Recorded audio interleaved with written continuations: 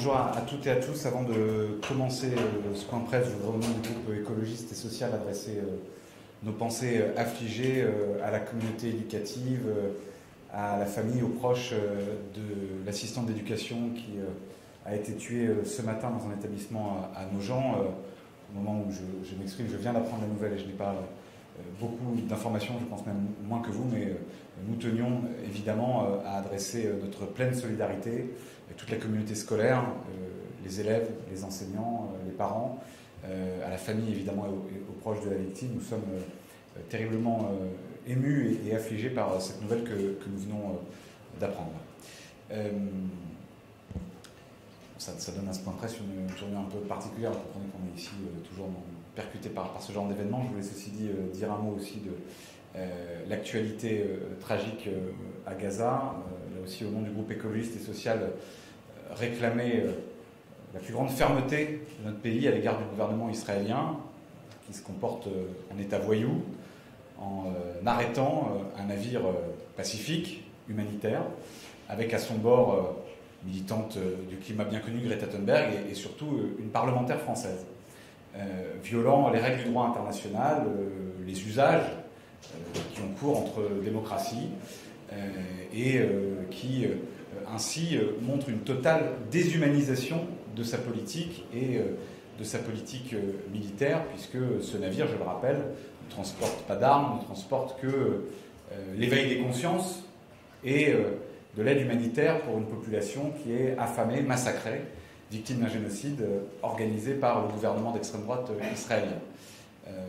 Notre première urgence est d'abord d'obtenir leur libération, d'obtenir à travers eux que toute l'aide humanitaire indispensable aujourd'hui à la survie des Gazaouis puisse être acheminée, et puis d'un point de vue plus politique, à ce que la France, la communauté internationale dans son ensemble, l'Europe, fasse preuve d'une grande fermeté à l'égard de M. Netanyahou, que nous reconnaissions le plus rapidement possible l'État de Palestine, comme cela a été voté il y a plus de 10 ans maintenant ici à l'Assemblée nationale, que nous organisions à l'échelle européenne et, s'il le faut, à l'échelle nationale, des sanctions économiques, des moyens de pression diplomatiques, économiques, pour obtenir le plus rapidement possible un cessez-le-feu, l'arrêt des massacres à Gaza, évidemment la libération des otages encore retenus par le Hamas et l'arrêt de la politique sanguinaire de M. Netanyahou. Je suis désormais prêt à répondre à l'ensemble de vos questions sur tous les thèmes qui tiennent à cœur ce mardi matin. Oui. Sur le... Merci. Marie-Bénédicte Allaire de RTL. Sur le drame survenu en Haute-Marne, où vous disiez que vous n'aviez pas d'infos sur les choses elles-mêmes, et il semble que ça soit passé à l'occasion d'un contrôle de sacs, mesure mise en place suite à une précédente agression du même type. Alors, est-ce qu'il y a une forme d'impuissance? Est-ce qu'il faut du toujours plus dans le sécuritaire? Qu'est-ce qu'il faut faire? Encore une fois, à ce stade des informations dont je dispose, pour éviter de faire comme beaucoup de responsables politiques le font malheureusement, qui se jettent tels des vautours sur des faits divers, et avec une certaine émotion. J'ai été moi-même assistant d'éducation. Le contrôle à 8h du matin, c'est effectivement quelque chose d'assez récent dans le temps. Ça n'existait pas il y a encore une dizaine, quinzaine d'années. Je ne sais pas ce qui s'est passé, comment ça s'est passé, pourquoi ça s'est passé. Ce que je sais, que c'est intolérable, et c'est que quand on est engagé dans la vie éducative, comme assistant d'éducation, comme CPE, comme personnel administratif ou de ménage d'un établissement, quand on est enseignante ou enseignant, on ne le fait pas par hasard, et on le fait tous les matins pour contribuer à l'un des plus beaux instruments de notre République qu'est l'école. Et donc tout assassinat, tout meurtre de cette nature est horrible. Il est encore plus dans la communauté scolaire et éducative. Pour ce qui est des réponses politiques, évidemment, je me garderai bien de lancer des polémiques maintenant.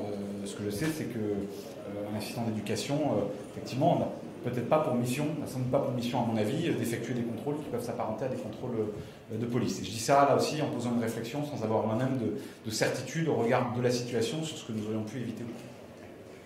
Elia Bergel de la radio France Info sur Gaza. Israël dit que Rima Hassan et plusieurs autres ressortissants français refusent d'être expulsés.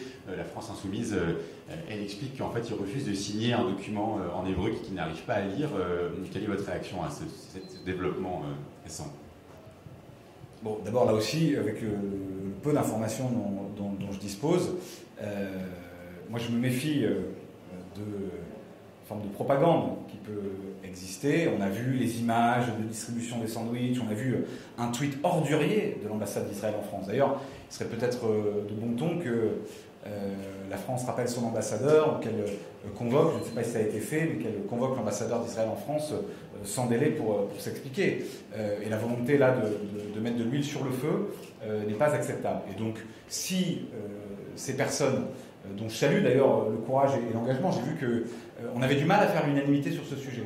Je m'en étonne qu'on soit incapable, quand des personnes qui sont dans une mission humanitaire, pour venir en aide à une population qui est massacrée, qui est victime d'un génocide, qu'on soit incapable, avant même toute réflexion politique sur la politique diplomatique de la France, sur la situation du Proche-Orient, sur ce qu'on pense de la politique israélienne, qu'on soit incapable de dire en tant que Français, en tant qu'Européens, nous demandons la protection de nos compatriotes et nous demandons qu'ils ne soient pas arrêtés dans les eaux internationales au mépris du droit, nous demandons à ce qu'une parlementaire française puisse jouir de sa liberté comme tout à chacun, qu'on ne soit pas capable de faire l'unanimité là-dessus et de voir des responsables macronistes, de droite, Rassemblement national se moquer de cette opération, encore une fois, dont aucun de nous à ce jour n'a eu le courage, et quoi qu'on en pense, je trouve ça lamentable. Et donc, si ils ont refusé de signer les documents, c'est qu'ils avaient de bonnes raisons de refuser de les signer, et de ce point de vue-là, je leur apporte, comme sur le reste, mon soutien.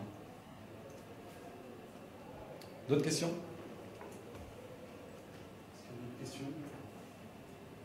Vous me permettrez un petit mot plus léger, puisqu'il reste 2 minutes, puisque nous sommes 1 an après la dissolution de l'Assemblée nationale, et que nous aurons, je pense, encore dans les jours et les semaines qui viennent, de longs et beaux débats ici pour remercier les millions de Françaises et de Français qui, le 9 juin dernier, alors que le président de la République a décidé de dissoudre l'Assemblée nationale et a failli précipiter le pays du côté de l'extrême droite, ont décidé de se mobiliser, de manifester, surtout d'aller voter, et ont permis qu'on empêche l'extrême droite d'arriver au pouvoir. Et je souhaite que dans les mois qui viennent, nous soyons toutes et tous les dépositaires de cet élan républicain qui a été bien vite abandonné avec la nomination de M. Barnier, avec l'influence donnée à Mme Le Pen sur la vie de ce Parlement et sur la vie de la politique du pays, avec les provocations répétées de membres du gouvernement comme M. Retailleau. Voilà, j'espère que nous saurons toujours, et ça vaut sur les sujets que nous avons évoqués avant, avoir une boussole qui est celle qui nous a été donnée par les Français. On se bat beaucoup depuis 1 an sur l'interprétation du résultat des élections législatives, qui a gagné, qui a perdu. Je ne vais pas rentrer avec vous là-dedans, il y a une réalité arithmétique sur la majorité relative accordée au nouveau Front populaire. Ce qui est certain, c'est que les Français